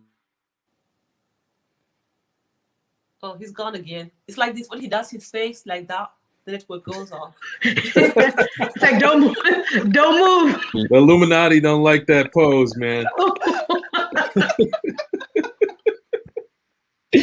Now they, I mean, I can use my phone because my phone is way more better. So I'm just gonna try to connect. Listen. But I mean, Listen. hello. Yeah, we can hear you. Yeah, we hear you. Here. Yeah. So I mean, like, yeah, and I mean, I'm not gonna try to go like to do a lot of stuff. I mean, say a lot. I'm just gonna say that one thing that I'm kind of tired of is the fact that trying to prove ourselves. You know, I'm really tired of this. Like, I don't know. Like, I went to different like discussions, same thing. Oh, you have to prove. You have to prove. Yeah, man. I'm like, man, I don't have to prove anything. You know. If I love something and I want to be the best at it, I want to try to be the best. Now I'm not trying to be the best to prove that I'm the first black to do it, but I'm doing it because I love it and because I want to be the best. And if it's helped my community, and that's even greater. But I don't like, because I feel like when we start getting kind of discussion always, for He's me, gone. like it's important, but I feel like Yeah. I don't know, like being like we try this kind of like, I'm black is because I'm black is because I'm black. That's true, like white people don't love us. But we're not gonna change them. We're not gonna make them love us. What we can We have do is to be just to love ourselves and help ourselves. That's it. I mean, Mhm. I don't. That's why I don't get into. I don't debate anymore. I'm like, you know what? If you think, that because I'm black, you're better than me, we will see. We will see. So I mean, facts don't lie. So if you see the result, then you're gonna know that I'm a black and I'm better than you. But you're not gonna make me feel bad because I'm black. I mean, this is stupid, man. Like I don't know, like why are you? So I'm black, so why can I be smarter than you? You know. So that's why I'm not getting myself involved in this You're not discuss bothered. black. I'm just, hey guys, man, we just need to be together, work together, and try to move on. We don't have to prove anything to white people. If they don't like us, don't like us. I mean, we don't. I mean, we don't need our love. I mean, especially I don't need white people to validate me to feel like I'm proud of myself and I'm happy to be black. No, I mean, I'm just living my life. I'm with my people, and I'm happy. That's all matters. Right. Yeah. I mean, and I think a lot of people share your opinion, Junior, because, there are a lot of people that, they're going to have something to say about everything. There are a lot of people that don't like Black Lives Matter. They don't like where it originated from. They don't like the people that created it. They got something bad to say about them. So, like, there are a lot of folks that think that I'm going to let my actions speak for itself, which I can understand that. I can get down. I can get behind that. I think the other aspect of that as well is that based on how systemically the system is set up, that even when you're trying to do that, and I'm like, I'm not going to get down with this fanfare, I'm not doing all this. That's why you see people now on this side of the spectrum going cray, going off, Yeah. because they felt like we've tried that. We've tried to talk. We've tried to be, I don't have to prove anything to you. I don't have to show you anything. I think I saw this amazing TikTok this week by a Yale student who basically started pointing out everything in Black culture Yes. that Black people have done And is appropriated. is appropriated. Yes. I was just like, I can't. This is why people be going off. Yes. Because it is so ingrained in society. I can only speak from the U.S. I can't speak about internationally, but it's so ingrained in society here that we're just gonna take something that it is no value if a Black person has done it already. It really matters when I take that thing and I put my spin on it and say, oh, this is what it is, and I created it. And that's why I say, like, that's why I feel like that's the thing. I feel like even like, because one thing, like, what make valuable, or what make things valuable is the fact that people have faith in this kind of stuff. You see what I mean? So basically a value is just based on like trust, you know. Why money have like importance, why money has value, because people trust them, trust the paper, you see. So in the same way, like I feel like if we start valuing our stuff, and this is what I said, it's always Listen, based on self-love. You see, we don't really It love is, enough our culture, you see. So if we that's the love point Spice our was making. Yeah. we'll be it fine, you know. is, 100%. Because I think even the white people is gonna be like, hey man, they really don't care about what we say. They're just living their lives. So Listen, we what need to go back to that gonna Queen be like, Latifah UNITY Yeah, that's it. mentality. And I think Like that's we the don't. thing about what was saying, Louise, that I was not, did not agree with, because when you say about what you said is really exactly what I'm trying to do on a daily basis, you know. And I think, and I was telling him that because maybe I'm a woman and I work in finance, and there's a lot of women in there, and I'm black, so, and I'm like kind of a bubbly, so I'm just off all the things that people expect me to be. So if I want to be, I'm doing myself. So if you like it or not, I'm doing myself. So I come up with some very like African dresses into the office. People are like, whoa. Yeah, I could already see. I could already see the looks, girl. I'm doing me. Like, I oh, don't care what you think. that's I have my very. hair. When I do my hair, I have like all these braids from African braids and blah, blah, blah. They ask me, whoa, your hair. Yeah, that's my hair. That's the way Right. it is. I like it. That's very vibrant. Yeah, that's my brain. So I have like That's what they be saying. They be saying Yeah. stuff like that. You're like, it is vibrant. It is. Yes. You're in my hair. I like it. And that's it. I don't care. It's true. You know. And like, and the thing is, you know, to be fair, it's maybe the way I was raised by my parents. But you know, when I was younger, I was I was in science. And one of my teachers told me, I didn't expect you to be in science. You shouldn't be good in science. Why? Because my personality didn't fit a scientific person. Anyway, I was in it and I liked it. So that's the way I am. I don't care what you think. I'm doing my shit. And it's the same thing when I had this interview in a French business school. The guy, you know what he told me? He said, I don't understand how you managed to have all this degree and you are so bubbly. I'm like, it's like, okay. I'm like, yeah, because I can be That's fun a and whole I can nother work at ballgame. the same time. It's two different things, you know. So so me, I'm just trying. It's like my African culture is so strong. I'm teaching my daughter to draw herself as black with wax clothes, and she did it in school, and I was so proud, about to cry. But I also like to have her liking and she has all the color of dolls in the house, but she is so proud. So she has her braids in her hair and she loves it. And that's what I want to teach her. So wherever she goes, she is African, she's black, she's also French, you know, and she has all those culture into one person. And the fact that Louis was saying something, for me, for example, we can build also the things differently. I am working in a company. Okay, it's not my company. However, at some point I'll be hiring. And when I'll be hiring, normally I'm not going to be discriminating. I'm going to take the person who is the right one. Because if someone comes with this resume with Zainaba, I will be, okay, my name is Zainaba anyway, so I can hire that person. So I'm doing the job differently. And I'm teaching the people around me that also we have also our place into this community. That's a different thing. So we also try to drag the people into having those positions to the society. And that's the way we should be doing it also. And I know that maybe it's different for your point of view in the US, because you have systematic racism that I can't tell I'm experiencing here. I would be lying if I say so. Right. Because my husband and I, we can go everywhere and walking with our kids and nobody will be just like profiling us. We're going to be fine.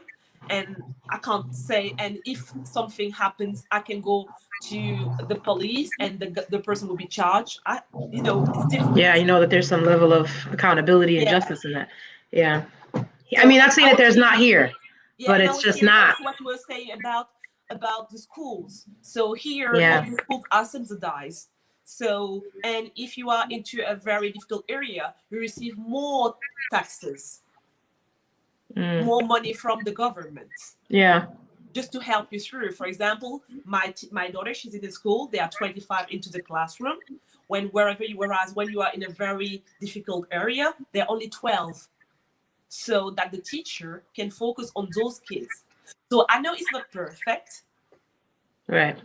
but Right. they're trying something, and I can't say it's just because the Black are just left into this community. Yeah.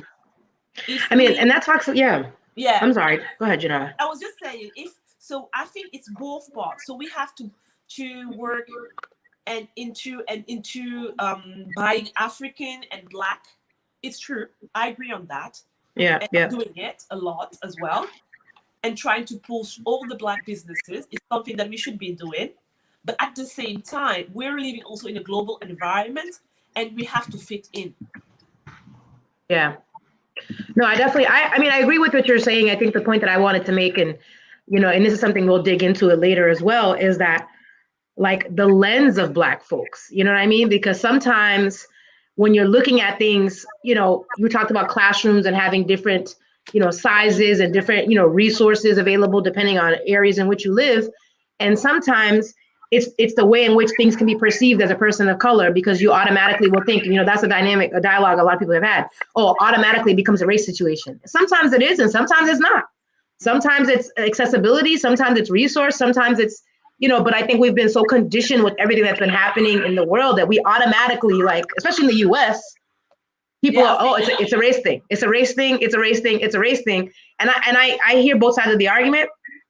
Totally get it. But I think it's sometimes like it's a whole lot of evolving that has to be done in self to then say, okay, I know I'm comfortable in this space. Now I can look at the situation and say, what's the issue in this situation really? Is it really a race issue? Is it more of a, resource funding? Because that happens here too. Like different zip codes get more money than others. They get more resources. Like that's kind of sadly, that's the whole economic structure of how, the world works. But I mean, I think that this topic is going to be a great, I am just looking forward to the conversations that are going to be coming, because I just think that we're going to be having some great conversations. But because I just want to be respectful of everybody's time today, I'm so thankful already for everything that's. You see how quick that this conversation went? You see how quick this conversation went? I want to just go around the room. I think, Junior, I see you there, but I think you're going to have to hold on a second so we can let you back in. But if everybody wants to go around and just give their closing thoughts on this. I mean, I've definitely have so much that we will talk about going forward, and I'm going to try to integrate all these topics as we move forward. But just your takeaways from today, and let us know what you think. D, let's start with you. You've been quiet for a while, just absorbing it all in. Yeah, I'm taking it in. Yeah. So, I don't know how many of you have read the book by Derek Bell, Faces at the Bottom of the Well. This book, the thesis of the book is America is racist and it's never going to change. And that's Junior's point right there, right? Each chapter, not Junior's face, looks differently at the situation. And as you're reading these chapters, he's given these various different parables and these different ways of looking at it. And every time, like you read one and you're like, and you read the next one, you're like, man. And you read the next one, you're like, wow, I didn't know it could give different than the other one. And I mean, he's got examples where it's like, if you're a company and you want to be racist, you can be racist. There's a license that the government will give you, and you put it in your window, like a grade for your cleanliness or whatever. It's just your racist grade, like the level of racism that you have in your establishment. And as long as you have that up, then you are allowed to be as racist as you want to be. Is that a joke? What's that? Is that a joke? This is a book. This is a book. It's hypothetical. And in the book, they are parables that are. You done made Junior made Spice come back. Yeah, I know. Yanked them back in. No, but they're creative ways of looking at these situations. So obviously, no, this is not real. This is not. Yeah, I was about to say, happening in government. is this in Florida? No, but the book in the perspective of the author, you know, like I said, he's saying racism is here to stay. It's not leaving. And in these things, they're fictional, you know, situations, but they're speaking about actual issues. And that, for example, that one's talking about the idea of like, look, why are we thankful to Trump? Obviously, no, we don't celebrate Trump, but we are glad that the people that came out the woodwork says we're like, all right, I thought you would like this. Now I know. Now it's clear. Now your sign is in the window. I know what you're selling. We know how to do it. And I feel like that is the most solid basis, foundation for us to work from, because while sometimes we'll say fit into society, I don't know if I would use the term fit. I would say we have an awareness of how society works so that we know how we're going to move in society, you know? So I am not going to be surprised when you're racist. I must say, got it. That's what I thought. Then I'm going to keep pushing. So I've got my own self-pride, my own self-confidence, and I also am teaching my family, my kids, and for me, my wife, who is not Black. And I've got to help her know too, because she, you know, she's coming from her own culture and that's got its own thing. But if she's educated on how we're treated here, it helps with her whole maneuvering of having Black children and having a Black husband and how we all operate in society. Or when I say, you know what, I know that we could get this product over here, but I want to get the Black one. And the Black one is like 3 times more than the other one. But there's no question, because we know why we're doing it. We know how. We know the why as to how we're operating. So I'm hoping what comes out of this whole series of discussions is that we really solidify that why, and we take the time to examine some of those. I might even bring maybe one week one of the chapters out of this book and like kind of go through one of those parables in the book, because it is amazing. He has one about how these aliens come and they want to buy all Black people away from the United States, and then the government has to figure out if they're going to sell all the Black people to this alien. It's crazy. I'm telling you. This sounds like I gotta look this book up. Yeah, it's good. It's good. So yeah, so that's my take on it. I think that that's what we've got to start. We've got to have the awareness not to lie to ourselves, you know, because Spice said Black lives don't matter. I wouldn't say it like that. They do matter. They absolutely do matter.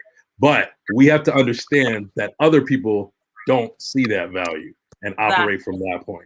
That's how I would tweak that phrase a little bit. So that's my jumping off point. Good. Love it.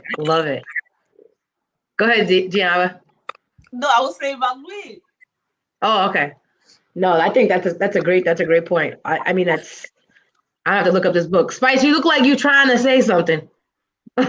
No, I just came back because I heard it was like closing notes, and you know. Give us your closing notes. You've dropped a lot on us today. We've like, there's been some good points, some argumentative points, but good. What's your takeaway today? How many parts is this series? Because I gotta book my weeks. We're gonna try to all see. There's so I've written down a whole thing of notes, like topics beyond the topics that I already had. So I'm like, okay, I'm gonna have to schedule this. So we go. This might be a summer theme. Yeah. That's it. We need to get we need to get the works. We call that the works. You know, we need to get it straight.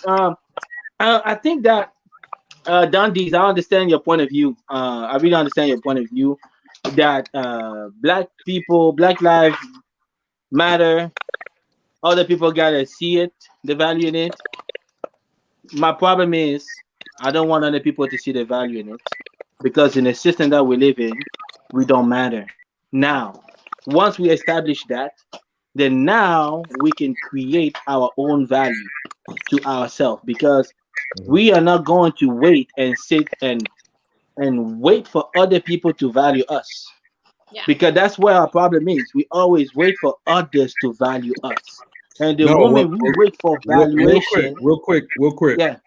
I'm not saying that we need to wait for the other people. I'm saying we have to have an awareness that as we are gaining our own value, that we are operating with an awareness that they already do not value us, and that's not going to deter us from how we develop ourselves. Are Well, I'm not. evolving. Yeah, we're not waiting for them. We're not waiting for anybody else. Okay. So I think that it's already been said like decades ago. Okay, that we just need to value ourselves, respect ourselves, and love ourselves first. And then what does it look like? It looks like exactly what others have done. There's no rocket science to this. Everybody is doing it, but us. It's no rocket science. We got gazillion of community around us that are doing the exact thing. Self-preservation, self-love, building for self, so that we don't have to go beg for somebody to hire us and give us a raise. No, that within themselves, they have to work for themselves, for their kids, so that the kids don't have to go beg the other person to value them, because they know within themselves they're already valuable. They don't even need to care to recognize if you hate them, because they know you hate them. So what do I have to go with you? What do I have to fit in your space? What do I have to fit in your world? I don't have to, because I built my world. And you can see there are communities that the Christian world love that are doing it quite perfectly. They don't need validation from everybody, because they built their system within the American system, and they control everything because they understood the power system. Black people just need to do the same thing. I almost want to push back a little bit. I mean, I'm trying to close it. But it's like I almost want to push back a little bit, though, because isn't the Black community in the U.S. going through its own healing journey? Like, what has transpired these last couple of months have been the purge, you know what I mean, which a lot of Asian communities or other communities have who are unified now haven't really endured a lot of the things that this culture has endured. So now Black folk are like, we done. And maybe this is what will now lead to a unification of community. I'm so sorry, Nali. Yeah. I'm so sorry. It's an illusion. It's an illusion. I agree. Whatever we He's think right. is happening, it's an illusion. It's an illusion. Look, Okay. you guys have to look at that. You guys have to look at history. History teaches us so much. History if you repeats just itself, study right? the history of America since the Reconstruction era. I'm not even talking about slavery. Let's just go from the Reconstruction era up to the Civil Rights Movement. Let's just stick there. You will see that was probably the only time the Black community in America was the strongest. And what was happening in that time for the Black community to be the strongest? How many Tulsa, Little Africa did we have? How many Tulsa, Little Africa did we have in America in that time? Plenty. Why? Was it Greenwood? Was it Greenwood? Yeah. Greenwood. There was not only Greenwood, there was hundreds of Greenwood. Yep. Why? Because Black people were building within Black people, and they understood that the world around them hate them. No, you have a point there. You got a point there. So the moment they say, now let's kumbaya, thank you, Eisenhower, whatever your name is, and your friends, we're gonna unite and we're gonna be one America. Guess what? Everybody became a people of color, including Black people. So I can go on with this. No, I know. I'm just scratching the surface. My thing is this. No, I hear you. We gonna have Black people got a reality. Black people got a reality. Unfortunately, Black people's reality has been masked under BIPOC, POC, whatever you can call whatever term they are. And today, Black struggle is not even relevant anymore. So when I say Black lives don't matter, is because Black lives really don't matter in America. And it's not that we need to find out, we need to recognize how to navigate it. We don't need to find out and navigate it. Other people don't have to find a way to navigate a system when they know people don't like them. They function their own way, and Black people got to figure out a way to work the way our ancestors were working in the 1800 and the 1900. And then once we build, Black people were powerful, man. In 1920s, we were powerful. We were very powerful in the first part of the 1900s. Black people in America were very powerful people. That's why they had to dismantle the churches, the structure of the Black church. They had to dismantle it. That's how they had to dismantle a lot of the way. Who was funding Martin Luther King? It was not the government. It was Black churches. So there's so much history that we need to teach. We need to learn so much from to the Black uncover. America of the Reconstruction era. Now, once we accept that America is not going to like us, never going to like us. Now we can build. Until then, Black lives don't matter. And that's what's my closing word. Drop the mic. I think he Thank spends you, some Spice. time, just alone during the week, and he says like, what I'm gonna do, just like to spice up the whole discussion. You know it. He saw this topic and was like, "Oh, I'm getting there on time Like, today." the whole week, he's like, Look, this is gonna be my punchline. I didn't even bring the books yet, man. Next time I'm coming with the The books. T-shirt is an indication of what's about to happen. Nah, Like, next time you drop the topic, I'm gonna make sure I go read the books. He was like, I got time. He was like, I got time. Black lives I matter. got time and I got But receipts. at some point, I do I got He time said, "I'll and receipts. babysit the kids today. I got time to be at the I got house." time. Nah, this is a topic that bothers me, man. I do agree Because with you because I watched the documentary on Netflix that was Crack. I think it's the name of the documentary. It's very, very interesting. If you haven't watched it, you should watch it, because is it a documentary, Crack, about Black people? Yes. I can't watch Netflix to tell me the history of Black people and crack business, man. We gotta go and read the books, man. But who wrote that? Who wrote that? Loads of things. No, I already learned the crack system. Who wrote that? I already know my version. From Chicago. Let's rein it back in. Junior. You about to get you started, girl. I was like, yo.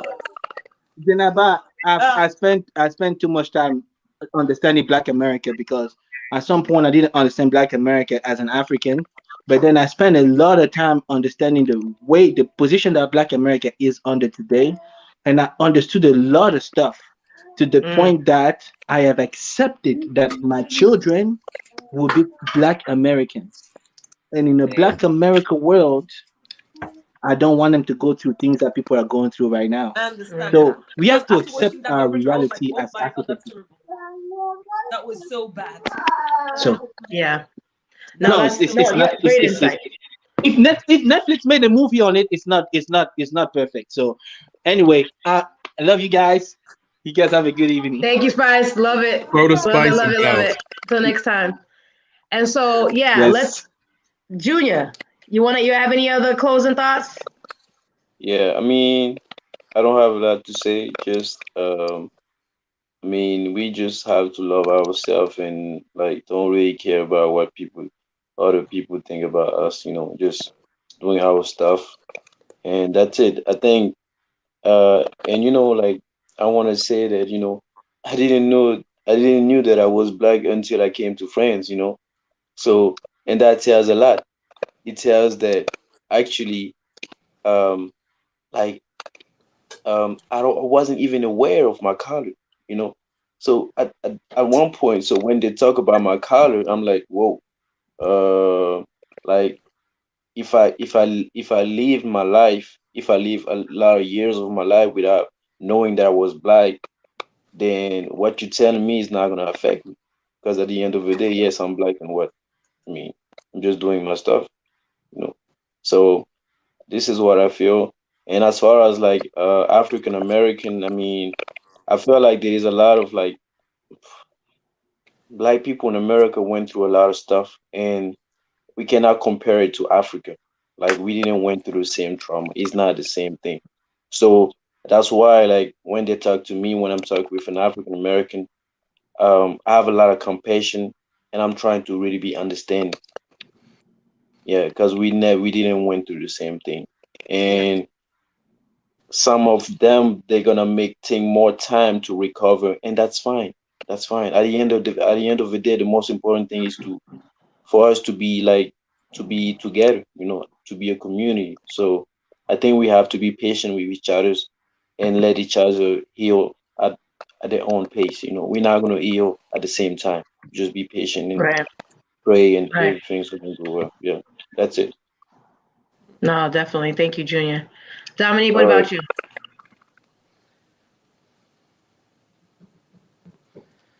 I agree with everyone else. I think that Black Lives Matter, but I think that it's up to us to decide what kind of world we want to create and what kind of world we want to live in, and we have to be aware. I think awareness is really going to be our ticket. Raising awareness with kids, with Right. our kids, and just being aware, and then addressing things as they come up. But I definitely think our lives matter. But I understand what Spice says. I get that. They want our lives not to matter, but I want our lives to matter. Amazing. No, definitely. I agree with that. We running in, we come into the end. So Jaraba, you wanna give your closing thoughts? Yeah. So it was very interesting. This discussion was really interesting and having all these different perspectives. And I totally agree with what Junior just said, that we have different history, even though we're all Black. We Right. are coming from so different backgrounds that we experience racism differently. Mm-hmm. And I think we have to acknowledge that first, that because of our backgrounds, we experience it differently. Then we have to also know that we have to be proud of ourselves no matter what, and proud to be Black, proud to be African, proud to be African American, whatever we are, Right. and embrace our history, whatever it is. Because even though there was a slavery history, or we are just coming from Africa, it's still your history, and you have to be proud of it because it makes you who you are currently.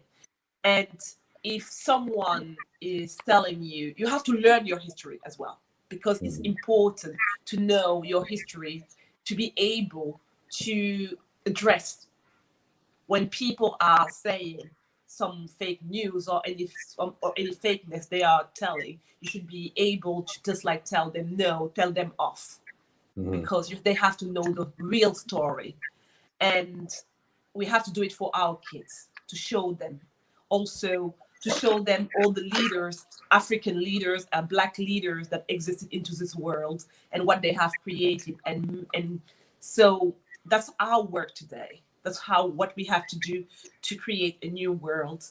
And what you said also, Dee, and also Dominic, is just very important. We have to make sure that they understand that our lives matter. Even though we have to be aware, the awareness is like this thing that even though we have to be aware that those people that do not consider us the same, however, we have to be proud of ourselves no matter what, and be ourselves no matter what as well. That's very important for me. Yeah, that was it. No, that's great. No, definitely a lot to talk about. I mean, great points tonight. I mean, I think it all starts, in closing, I think for us, it starts with self-awareness. I think that was something that we talked about across the board, being aware of like our power to create and our power to have confidence in that. I mean, there's a lot of systemic issues and a lot of people don't want to use that as a crutch, which I understand. But then there's a lot of issues that are prevented, especially like Black folk in America. I can't speak for everywhere else, but it's been a great, it's just been a great experience for me to live in the US, but then have gone overseas and realized that my blackness is not that big of a thing. You know, in comparison to what it is here. And then how my blackness affects me even in my own circle today amongst my own people. So in any case, we're going to dig deeper into this as we move on. I thank all of you guys for coming today, having a great conversation. Be blessed. Have a great weekend. And I hope to see you guys for part 2. Happy Memorial Weekend. Bye, everybody. Yeah. Awesome. Thanks, guys. Bye. Bye. All right.